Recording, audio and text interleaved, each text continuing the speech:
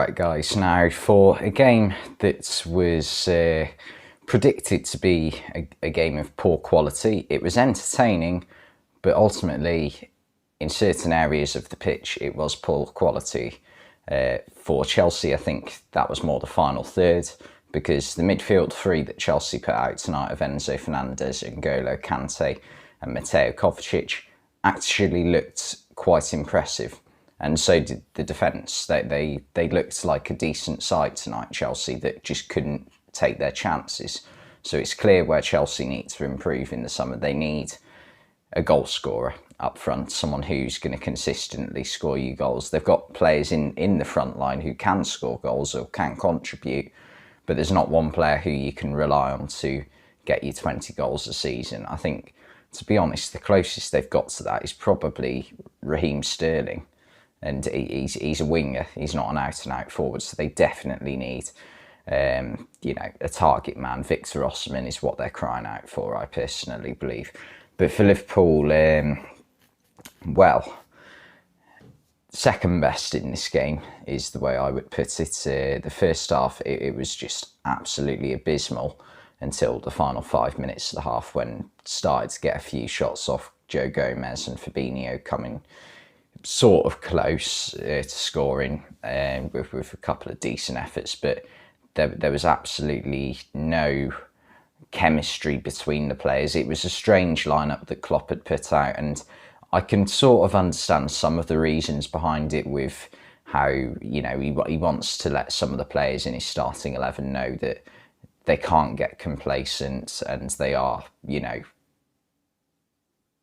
they are at risk of being taken out of the team, which they were tonight, a few of them. And he did, make a point of saying that there were players who he was happy with the effort of, but there were also others who he wasn't. And, it matches up with the players who kept their place in the team from Saturday's loss to Man City.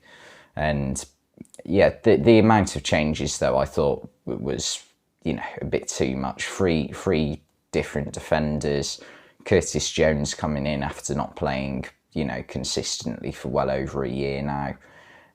Front three of Firmino and Nunez coming in, Jota being the only one who's kept his place, despite being probably the least convincing of all of our forwards so far this season.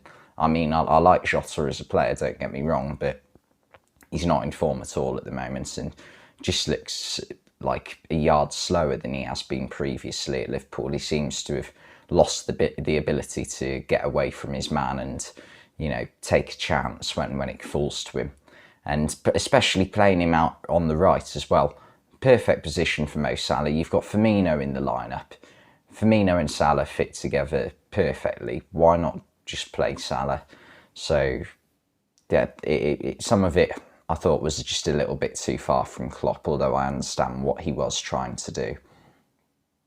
And second half, it was better from Liverpool's second half, especially once Klopp had made a couple of substitutions, bringing on Salah and Robertson.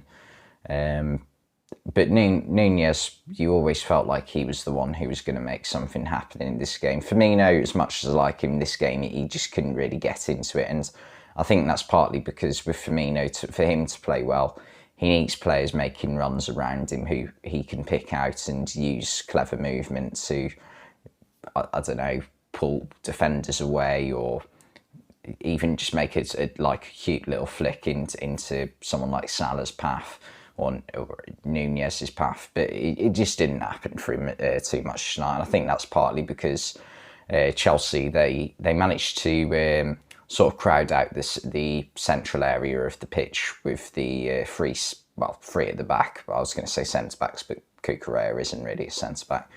They managed to crowd out the centre of the pitch with the three midfielders as well as the three-man defence. So it was quite hard for Firmino in this game. But also, Chelsea, when they went forward, it was so easy for them to get in behind Liverpool, especially in the first half. I thought Konate and Matip had poor games, and whenever I get to the point of thinking this season that Van Dijk's not at the level required, or he's not playing at the level required this season, Klopp will do something like he'll take him out of the lineup and replace him with Matip and Konate, but whenever they play together, it's even worse. So, I think for me, this is the final nail for me that's proof that Van Dijk isn't the problem. And I have said at times this season I think he's underperforming, but maybe that's not the main issue.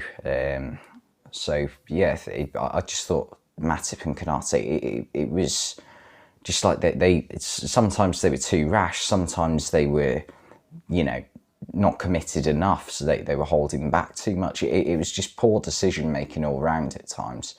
And the chances that Chelsea had to score this game, how they didn't score, is absolutely beyond me. They had the ball in the back of the net once in each half. Reece James in the first half, Kai Havertz in the second. Havertz's goal had to be ruled out. If it comes off your arm and goes in, there's no chance you keeping the goal scored, really. And Reece James, it's just one of them where I think it was Enzo Fernandez was just about offside. But the chances they had, other than that, to score, Felix had chances. Kai Havertz should have scored a hat-trick. Mateo Kovacic had a couple of good opportunities too. So how they didn't score at least one goal in this game, it is, incredible and needs to be looked at. I don't know how long Bruno Solskjaer is going to be the manager of Chelsea. He probably will be until the end of the season now, just because there's only 10 games or so to go. And yeah, they'll probably wait till the summer to hire a manager, because that's what a manager's going to want at the end of the day. That after Christmas, I think when you're a top team like Chelsea, or a big club like Chelsea anyway, it's hard to bring in a top level manager with only 3 months of the season to go, because usually they're either already at a club and that club's got something to play for, or that they want a summer rebuild before they can be judged on their performance, on the team's performances with them in charge. So I think that's probably what might happen with Chelsea. Unless it is, a case of, someone like, I don't know, pluck a name out of the air, Julian Nagelsmann wants to instantly get back into a job. That's the only way I can see them getting a permanent manager before the end of the season. Other than that, it wouldn't surprise me if they either stay on with Bruno Solskjaer or just hire an interim, which I don't really see the point. They may as well stick with Bruno Solskjaer, to be honest. But yeah, back to Liverpool though. Arsenal on Sunday. Arsenal at home for Liverpool is usually a game where Liverpool tend to get a lot of success, especially in the league. I'm going to go off the top of my head here, but the last few seasons, the result in this game has been 4-0 to Liverpool last year, 3-1 to Liverpool, 3-1 to Liverpool, 5-1 to Liverpool, 4-0 to Liverpool, 3-1 to Liverpool, and that's pretty much every game that Klopp's had in charge against Arsenal at home. Like, Liverpool usually win by at least 2 goals. I can't see us winning Sunday, and that's because Arsenal are a very good team, and also because even though I know that Liverpool are a team who are much better at home at Anfield, but we're so poor lately, I just can't see how we go from one extreme to the other like that. So yeah, I'm not looking forward to that game at all, to be honest, and it's going to be very difficult now for Liverpool to get top 4, to be honest. I think, Europa League's probably going to be what Liverpool are realistically looking at, with 9 or 10 games to go. I think it's only 9 now for Liverpool, it might be 10. But yeah, it's just like, how have Liverpool fallen this far when you look at the team, like, in itself. Like, if last year, if Liverpool started this team that they put out tonight, you'd be fairly confident they managed to get like the 3 points against, well, I know Chelsea are worse this year than they were last year as well, but if you say Liverpool against a mid-table team, which is what Chelsea have been performing like this season, if you put this lineup up against that, you'd expect Liverpool to still win it. But for some reason, Fabinho's dropped off at level. Matip's dropped off hugely since last season. He had probably his best season in a Liverpool shirt last year. So yeah, it's just really hard to work out why. I think Jota as well, another one. Henderson, I don't think has been ridiculously bad this season.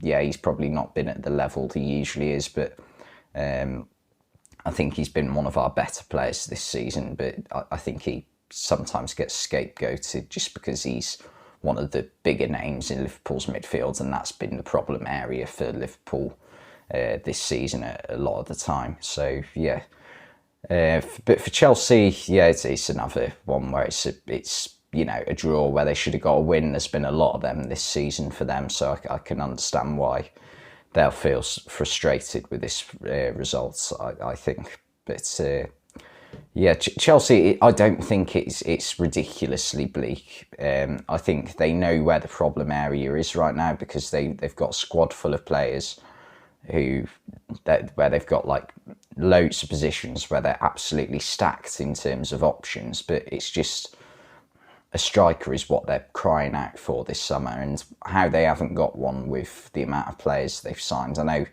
they signed Aubameyang and David Datro Fofana, but they're not really good enough options, if that makes sense. They're not like, well, Aubameyang has been in the past, but he was a cheap signing for 10-15 million at the start of the season, but they haven't got, you know, a star signing of a striker, which is what, with the money they've spent, you'd expect them to have.